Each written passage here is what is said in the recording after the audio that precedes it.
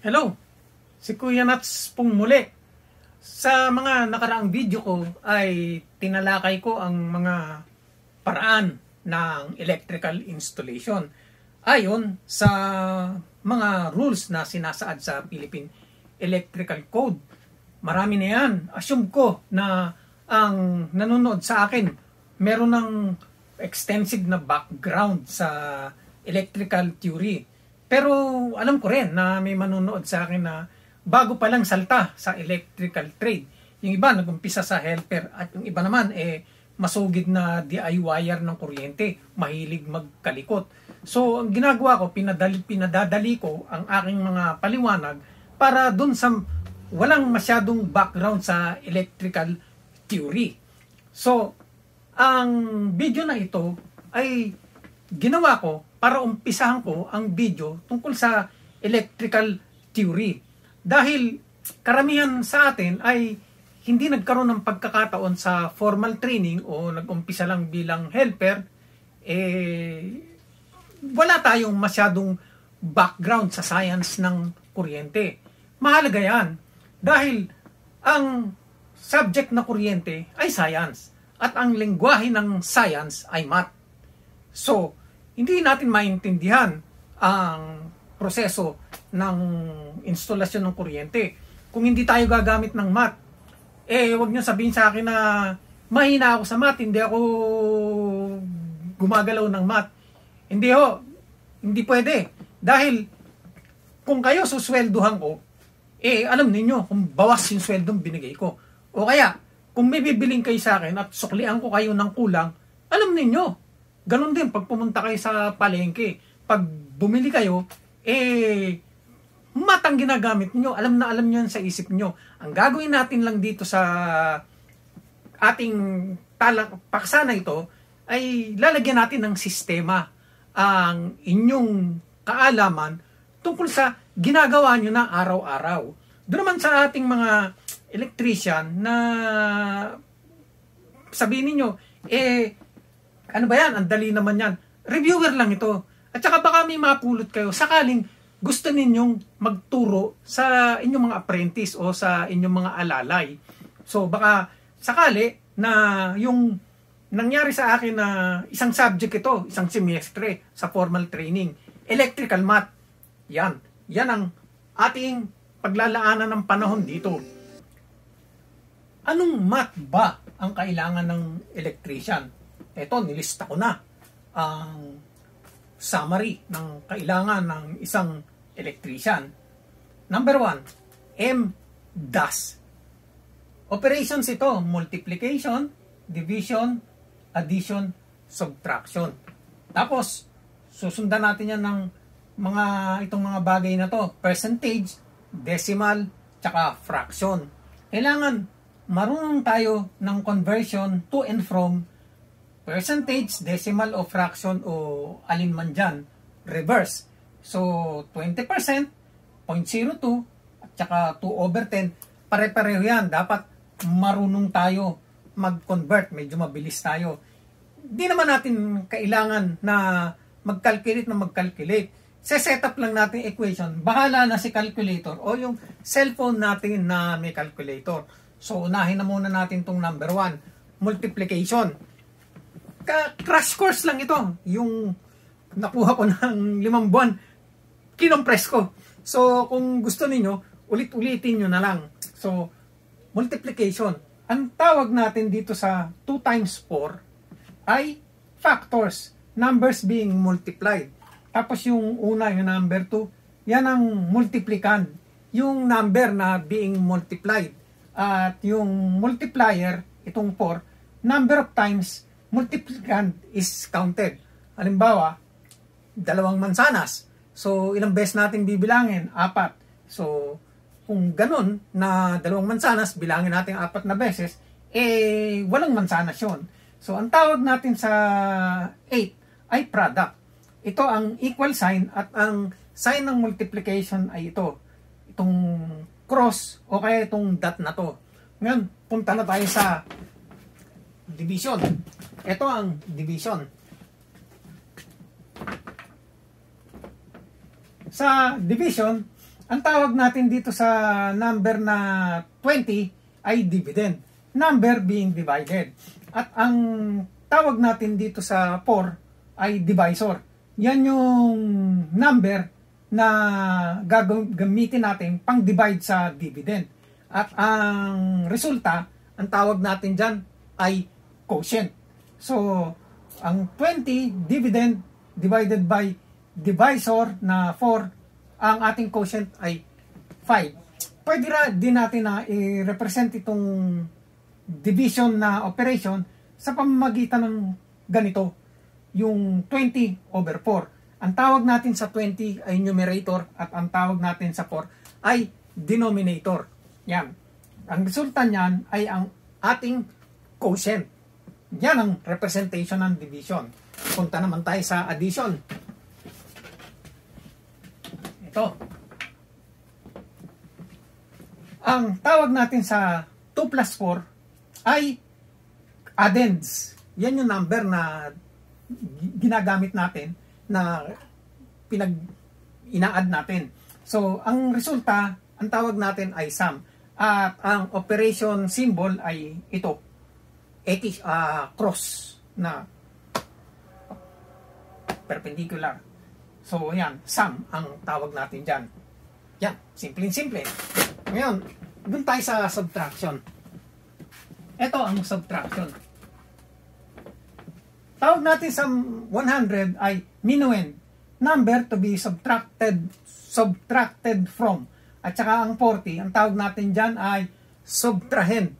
Yan binigay ko lang. Sakaling gusto ninyong tama yung mga terms na gamitin niyo sa mathematical equations na simple lang naman ang ating mga gusto rito. MDAS lang. 100 minus 40, minuend minus subtrahend. Ito ang ating symbol sa subtraction. Ang tawag natin sa magiging remainder, resulta o yung natira ay difference. So yan, meron tayong product, meron tayong quotient, meron tayong sum, at meron tayong difference. Yan. Subukan naman natin ang mixed operation. Ito, ganito. Mixed operation. Ang gagawin natin, mauuna lagi multiplication, division, addition, at saka subtraction. Ayan ang sequence ng ating operation. MDAS. Tandaan nyo lang yung 4 na letra na yan. So, 1 times 4 divided by 2 plus 3 minus 2. So, andyan ang lahat yung operation. Nangyayari, uunahin muna natin yung multiplication, 1 times 4. So, sunod natin yung division, divided by 2. So, yung 1 times 4, dahil inuna natin, ayun, ang ibig sabihin ng inuna natin, meron siyang parenthesis. Tapos yung di-divide natin itong quantity na ito by 2, eto naman, may parenthesis na naman tayo. Tapos, tsaka pa lang natin may dadagdag yung ating plus 3. Tapos, sa huli, minus 2. Ang resulta ay 3. So, kung ano man yan, sum, quotient, resulta. So, gayon din, baliktaran ang ating multiplication at division at pwede ring reversible yung ating addition at saka subtraction. Kaya, dito, pwedeng mauna yung 2, 1 divided by 2, tsaka pa lang natin siya i-multiply by 4. Ganon din, pwede natin i-subtract muna yung 2 at saka natin i-add yung 3. Pareho rin ang magiging resulta. Ngayon, mixed operation tayo ng multiplication at division. Mas maganda kung ang representation natin ng multiplication at division ay numerator over denominator. Kasi, kapag ka ang numerator o denominator nag-crossover sa equal sign, ang numerator pupunta sa ibaba at ang denominator pupunta sa itaas. Ito mga example natin yan. Ang tawag dito sa representation ng letra sa numero ay algebra. Kasi parang pwede nating salpakan yan ng iba-ibang value. Halimbawa, ibang value ng A, B, ng C, at ng D. Representation lang yan. So, ganyan ang algebra. Sa halip na numero, letra. So, halimbawa, mayroon tayong operation na A over B equals C over D. So, pwede rin yan na ang gawin natin, yung A over B, i-multiply natin by 1 over 1. Kasi pareho din naman yan Any number multiplied by 1, yung number yun So, kasi magagamit natin yan pagdating dito. Dahil pag binaba natin yung A, pag nag-crossover siya, pupunta siya sa iba, walang matitira. Hindi siya 0 1. So, ganyan ang mangyayari. Yung A, pupunta sa ibaba. Pagka naman, yung B, pinaakyat din natin, yung B, sasampa doon, ko-crossover siya, doon siya pupunta sa itaas. 1 equals C times B over D times A. Ngayon, pag inakyat naman natin uli yung A dito, A equals C times B over D. At kapag ang ginawa natin, sinampa natin, nilipat natin sa kabila yung D, pupunta siya sa itaas. A times D equals C times B. Tapos itong dalawang ito, palipatin natin dito, tsaka itong A times D, palipatin natin sa kabila. Ganyan mangyayari. Magiging 1 over B times C at tsaka equals 1 over D times A. Ganyan ang iteration ng ating multiplication at division operations. Maraming exercises yan. So, binigay ko lang sa inyo yung principle. Ngayon, ganoon tayo sa mix ng addition and subtraction. Ito. Sa operation ng addition at subtraction, kapag ang numero nag-crossover sa equal sign, change operation yan. Diba? A plus B equals C minus D. Pag ang A lumipat sa kabila, nagpapalit ng operation. Sa halip na plus siya, i-add mo, ima-minus mo siya sa kabila. So, ganun din. Pag nilipat mo yung B sa kabila, iso-subtract mo pa rin siya dahil plus ang sign niya So, ang matitira, 0. Dito, 0 na matitira, hindi 1. So, 0 equals C minus D minus A minus B. Paano naman kung lahat itong minus lumipat sa kabila? Magpapalit sila ng operation. Magiging addition lahat sila. D plus A plus B equals C. Yan. Paano kung lumipat yung C dito at saka lumipat itong D, A, B sa kabila? Ayan. Minus C. 0 minus C equals 0 minus D minus A minus B. Ganyan yan. So, sa loob ng semestre, maraming tayong mga exercises para maging efficient tayo sa manipulation natin ng ating mga operations. Punta na tayo ngayon sa percentage, decimal at saka fraction. Itong percentage, amount in each 100. Alam ba? 1%. Ibig sabihin yan, 1 in 100.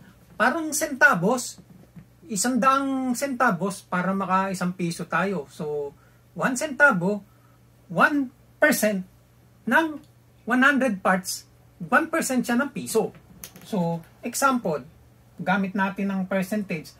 Ang ampacity daw ng ating conductor dapat 125% ng continuous load. Yan ang isang gamit ng ating percentage.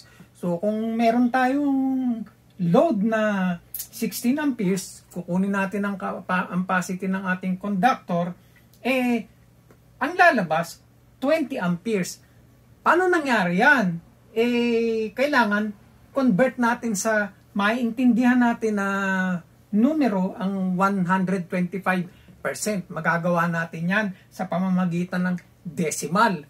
So, a decimal number with a decimal point, yan, represents the separate, ang ginagawa niya, sineseparate niya yung whole number from the fractional number. So, a number to the right nung decimal point represents a value less than 1. Kaya nga fraction yung ating nasa kanan. So, ang 125% ma-represent natin yan, pareho rin yan ng 1.25 sa decimal value. So, 1.25 times 16, ayan, magagawa na natin i-multiply yung 125% by 16 sa pamamagitan ng paggamit natin ng decimal number. Ng number na may decimal. 1.25 times 16 amperes, 20 amperes. Para medyo magkaroon tayo ng mas malawak na understanding ng decimal point. Tingnan natin itong sample natin. 1111.1111. So, kung inyong papansinin, kung nakaharap kayo rito, sa kaliwa, ang pang-apat na numero represents yung place niya sa decimal point na pang-apat siya, thousands. Yung pangatlo, hundreds. Tens itong pangalawa at itong whole number na ito na 1 represents yung place value na 1. Sa kanan naman ng ating decimal point, itong nagre-represent ng 1/10, 1/100, 1/1000 at saka 1/10,000. So, kung kukunin natin ang representation nila sa dami ng zero, ganito lumalabas. Pag papunta tayo sa labas, pa kaliwa, papunta sa whole number, pagkat yung pangalawa, isang zero, dalawang zero, tatlong zero.